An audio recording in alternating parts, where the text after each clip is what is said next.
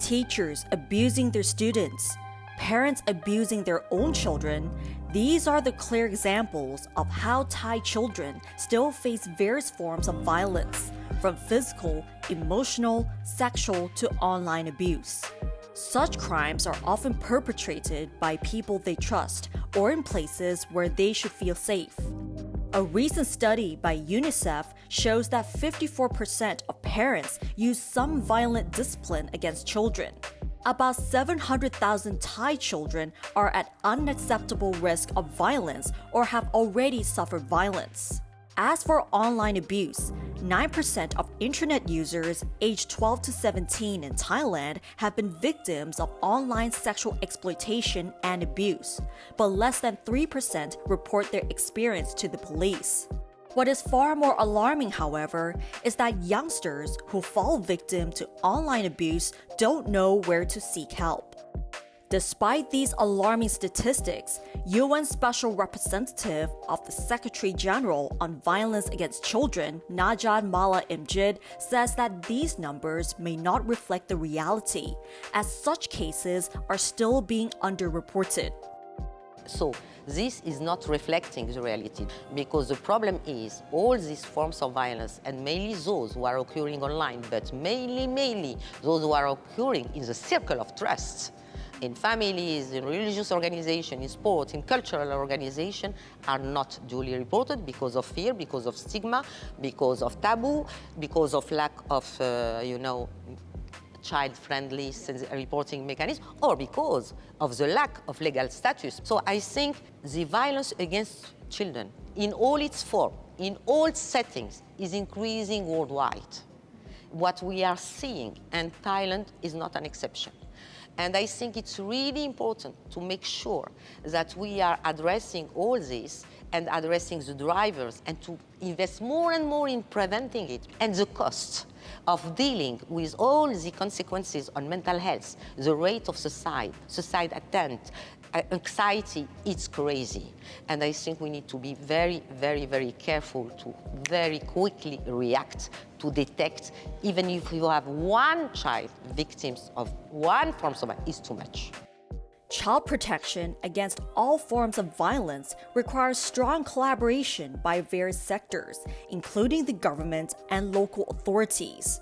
Recently, UN representatives on violence against children have engaged with the Thai government, such as the Ministry of Social Development and Human Security, civil society organizations, and community shelters to discuss prevention and better response to violence against children and to improve child welfare in Thailand. What they have noticed is that the Thai government has many laws and regulations under review regarding child protection, including many other commitments to ensure safety for children. The biggest issue that needs to be addressed, however, is investment in human capital. As she explains, the social workforce, specifically on child protection, is desperately lacking, despite being vital in terms of providing help for children who fall victims to violence. I think what is important, when you are investing, and I insist on the word investing, in child protection and well-being, you are dealing with children, you are dealing with the parents, you are dealing with the communities. Because it involves many blocks. It involves justice, it involves health, it involves education, it involves social protection, it involves also Ministry of Interior, it involves all. So it's really important to make sure that when you are building that, it's translated in concrete services. It's not having wonderful building, it's having the social workforce, the staff that is well trained and really can early detect, the child who has a problem, the family who has a problem, to make sure that we respond quickly and efficiently. You cannot have sustainable economic growth without investing in human capital. And investing in human capital is investing in people through a life cycle approach since the early childhood. As social workers are lacking, UNICEF's call to action involves increasing their proportion of the social services workforce, with a focus on children and families in all local administration organizations across Thailand. Meanwhile, it also demands that the upcoming National Child Protection Strategy 2023 to 2027 covers all child protection issues affecting children in Thailand and has adequate funding for its implementation. It also calls for the amendment of the existing penal code, procedural, and special laws to criminalize all forms of online sexual exploitation, including cyberbullying and online grooming.